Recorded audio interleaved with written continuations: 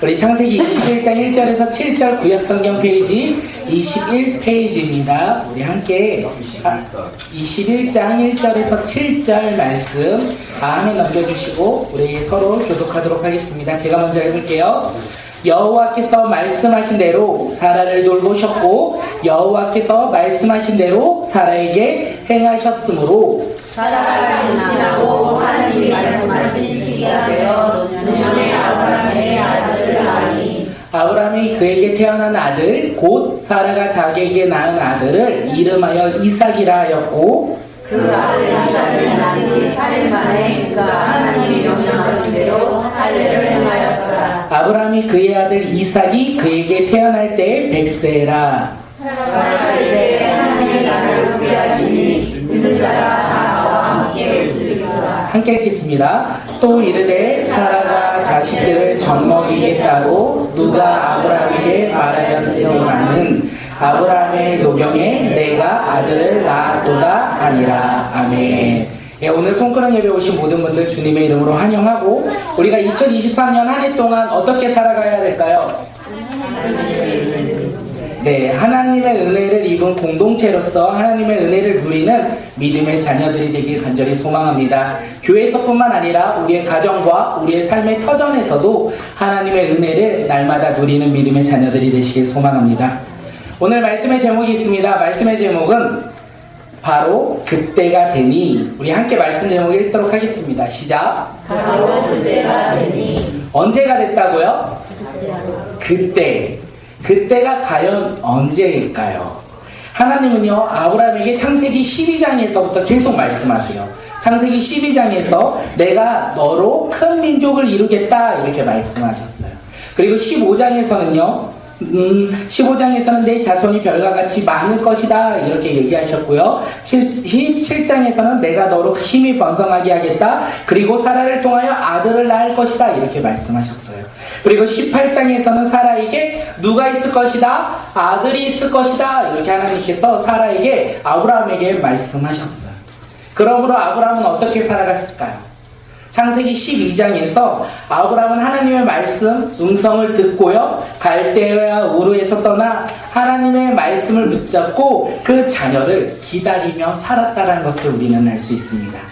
아브라함이 하나님의 음성을 듣고 갈 바를 알지 못할지라도 그는 자신의 고향을 떠났고 친척을 떠났고 삶의 터전을 떠나서 하나님의 말씀만을 붙잡고 살아갔어요. 아브라함이 이렇게 믿음으로 25년을 살았는데 그 25년 동안 날마다 하나님의 말씀에 따라 믿음으로 순종하며 열매 맺는 삶을 살았을까요? 아니요. 네. 그럴 때도 있고 아닐 때도 있었어요. 아브라함이 상황과 환경을 바라보며 나의 삶에 고난을 바라볼 때는 어떻게 해요? 하나님을 바라보지 아니하고 자기의 기준으로 살아갔어요. 행복을 느낄 때는요, 하나님을 바라보지 아니하고 내가 내 노력으로 내 의지로 행복을 얻었다 생각하며 그렇게 살아갈 때도 있었어요. 그와 반대로 하나님을 고백할 때, 하나님을 의지할 때 하나님이 그와 함께 하셨다는 거예요. 25년이라는 시간 동안 아브라함은 하나님의 말씀을 믿고 붙잡고 약속을 바라보며 살아갔지만 그 길 가운데 언제나 순종하지는 못하였다. 그런데 놀라운 것이 있어요. 아브라함이 25년을 살아가며 자신의 의로, 자신의 생각으로 내가 살고 싶은 대로 살아갈 때 하나님은 아브라함을 떠났을까요? 떠나지 않았을까요? 떠나지 않아. 네, 놀라운 사실이에요. 하나님은 아브라함을 떠나지 아니하고 아브라함과 함께 하셨어요. 아브라함이 잘못된 선택을 할 때마다 하나님은 그를 혼냈을까요? 혼내기도 했지만 그를 포기하지 않고 바라보셨어요. 그리고 그가 언제나 다시 돌아올 수 있도록 아브라함을 인도하셨고 그의 삶을 이끌어 나가신 분이 누구다? 하나님이다 라고 되어 있어요. 그리고 그때가 되었다라는 거예요. 25년이 지났어요. 하나님이 아브라함에게 자손을 주겠다, 약속을 주신 약속의 자녀를 주겠다 한 25년이 지난 이후 오늘 우리가 본문을 읽었잖아요. 그때가 바로 오늘 본문의 때예요. 하나님이 아브라함에게 약속하신 바로 그때가 되었습니다. 그런데 놀라운 사실은 그때는요, 아브라함이 하나님이 자녀를 주겠다 이 약속을 붙잡고 환경 가운데 내가 자녀를 낳을 수 있다라는 생각을 할 수 없는 상황 속에, 기대조차 하지 못하는 그 상황 속에 하나님이 그때 말씀하셨어요. 우리 창세기 21장 2절 말씀 함께 읽도록 하겠습니다. 시작. 사랑을 지나고 하나님이 말씀하신 시기가 되어 오늘의 아브라함에게 아들을 낳으니. 네, 세 번역으로 한번 읽게요. 시작. 사라가 임신하였고 하나님이 아브라함에게 약속하신 바로 그때가 되니 사라와 늙은 아브라함 사이에서 아들이 태어났다. 하나님이 오늘 말씀해 주면 뭐죠? 바로 그때. 네, 바로 그때 오늘 본문 2절에서 찾았어요. 세 번역 성경에서 바로 그때가 되었다는 거예요. 어떤 때냐면 하나님이 아브라함에게 말씀하신 약속하신 그때가 되었다. 근데 사라가 있고 늙은 아브라함, 다시 말해서 아브라함의 힘과 능력으로 아들을 낳을 수 없을 때 자신의 힘과 능력으로 자연의 법칙으로 아들을 낳을 수 없을 그때 하나님의 때가 되었다라는 거예요. 하나님의 때가 드디어 이루어졌다, 이렇게 이야기하고 있습니다. 하나님의 때가 되니 어떻게 되었다고요? 아들을 낳았다. 하나님의 말씀 붙잡고 25년을 살았고 자신의 힘과 능력으로 그리고 상황으로 아들을 낳을 수 있는 시기가 다 지난 후에 하나님의 때가 임하였다. 그 때가 임했을 땐 하나님께서 임하셨다라는 거예요. 다시 말해서 우리가 바라보는 하나님은 어떤 하나님입니까? 말씀하시는 하나님인데 말씀만 하는 하나님이 아니라는 거예요. 수표를 던지는데 공수표, 의미 없는 수표를 던지는 분이 아니라 하나님이 말씀하셨고 약속하셨다면 그것이 이루어질까요? 이루어지지 않을까요? 이루어져요. 우리가 그것을 믿고 살아가는 주의 자녀들이 되시길 소망합니다. 우리의 상황과 환경 가운데 이루어질 수 없을 것 같아. 우리의 상황 속에서 하나님의 말씀은 사실 우리 가운데 이루어질 수 없는 너무나 허황된 것 같아 라고 생각하며 근심하고 낙심하며 절망하는 것이 아니라 오히려 그때를 바라보며 우리는 믿음으로 살아가는 주의 자녀들이 되시길 간절히 소망합니다. 하나님의 때가 될 때까지 우리가 가지고 있어야 할 마음이 무엇입니까? 두 글자요. 그리고 끝나는 것은 내예요. 시작. 인내. 네, 우리는 인내하며 하나님의 때를 바라보며 살아가는 주의 자녀들이 되시길 소망합니다. 우리 때, 내가 원하는 그때가 아닌 하나님의 때를 우리는 기다려야 돼요. 인내해야 한다는 것입니다. 여기서 질문합니다. 우리는 알았어요. 하나님이 약속하신 거 인내하며 우리 삶 속에서 살아가야 된다는 걸 알았어요. 질문하면 무슨 질문이냐면 오늘 우리는 하나님의 약속을 붙잡고 사십니까? 아니면 세상이 너무나 살기 힘들어서 어려워서 하나님의 약속을 잊어버리고 오늘을 살고 계십니까? 이 질문에 우리는 무엇이라 대답하시겠습니까? 그래, 인내하며 내가 하나님의 약속을 붙잡고 살아가는 자지, 하나님의 바로 그때를 바라보며 살아가는 자지, 이렇게 고백하시겠습니까? 아니면 너무나 힘들게 상황과 환경이 너무나 어렵고 내 삶 속에서 고통이 너무나 많아서 하나님의 약속을 붙잡고 살아가는 것조차도 나에게는 어쩌면 너무나 가분한 거야 라고 생각하며 살고 계십니까? 오늘 우리 모두 하나님의 말씀을 알았어요. 그때가 될 때까지 믿음으로 인내하는 게 누구다? 바로 오늘 우리 모두가 되길 소망합니다. 우리가 인내할 때 하나님의 기적이 누구에게 임한다? 인내하는 자에게 임한다는 거예요. 하나님의 그때가 임한다는 거예요. 그렇기에 오늘 우리는 하나님의 놀라운 기적을 맛보며 살아가는 주의 자녀들이 되시길 바라겠습니다. 우리의 삶 속에서 하나님의 그때가 날마다 일어나길 소망합니다. 기대하십니까? 기대하며 우리가 옆 사람을 이렇게 바라볼게요. 당신의 삶은 날마다 바로 그때입니다. 넘겨주세요. 시작. 당신의 삶은 날마다 그때입니다. 당신의 삶은 날마다 그때입니다. 우리의 삶 속에서 하나님의 말씀이 이루어지고 약속이 성취되는 날마다 순간순간마다 살아가는 주의 자녀들이 되시길 소망합니다. 하나님은 아브라함과 이렇게 약속하셨고 이루셨어요. 그리고 하나님은 사라에게 이삭을 주셨어요. 이 모든 것이 하나님의 계획 안에서 이루어졌다는 거예요. 우리는 그것을 믿고 나아가야 돼요. 우리가 그 사실을 믿으십니까? 그러면 우리의 삶이 변화되기 시작합니다. 사라는 창세기 18장에서 하나님이 자신에게 아들을 주신다는 이야기를 들었어요. 그때 사라가 웃었죠. 그 웃음은 어떤 웃음입니까? 내가 하나님의 말씀을 신뢰해 하나님이 나에게 행하신 것이 진짜야 라고 생각하며 웃었을까요? 아니요. 아니라는 거예요. 사라는요, 기쁨의 웃음이 아닌 불신앙의 웃음을 지었다라는 거예요. 그런데 놀랍게 하나님의 그때가 되니 사라가 다시 웃었습니다. 우리 창세기 21장 6절 우리 세 번역으로 한번 읽겠습니다. 시작. 사라가 혼자서 말하다가 하나님이 나에게 웃음을 주셨도다. 나와 같은 일들이가 그를 낳았다고 하면 듣는 사람마다 웃을 수 없겠지. 사라는 웃었어요. 사라가 웃었다라는 거예요. 이번에는 어떤 웃음이요? 하나님의 때가 되었을 때 사라가 웃는 그 웃음은 불신앙의 웃음이 아니라 삶의 기쁨이 넘치는 웃음으로 변화되었다는 것을 우리에게 이야기합니다. 사라가 왜 기쁘게 웃을 수 있을까요? 질문. 뭐 선물 갖고 계신 거 하나만 주세요. 사라가 기쁘게 웃은 이유는 예선이가 무엇일까요?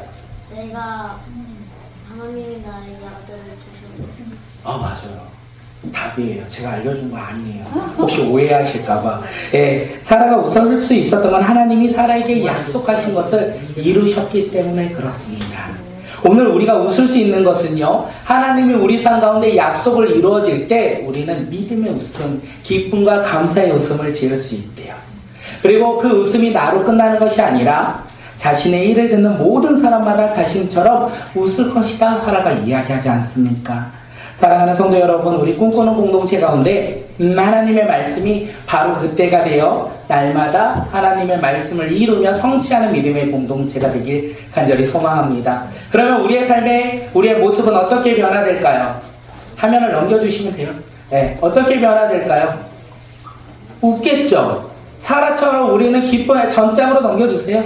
네, 웃을 거예요. 그리고 웃을 거예요. 그리고 사라의 웃음을 통하여 누가 웃었다? 함께 웃었다라는 것을 이야기하고 있어요. 오늘 우리가 하나님의 약속을, 하나님의 바로 그때의 삶을 살아간다면 우리는 얼굴이 변화될 거예요. 기쁨의 웃음, 즐거움의 웃음, 주님으로 말미암아 행복한 웃음을 짓는 미소로 우리의 삶이 변화될 거예요. 옆 사람 한번 바라볼까요? 한번 웃어주세요. 네, 우리가 웃고 우리의 웃음이요 어떻게요? 주변 사람들에게 전해진다는 것을 오늘 본문은 이야기하고 있습니다.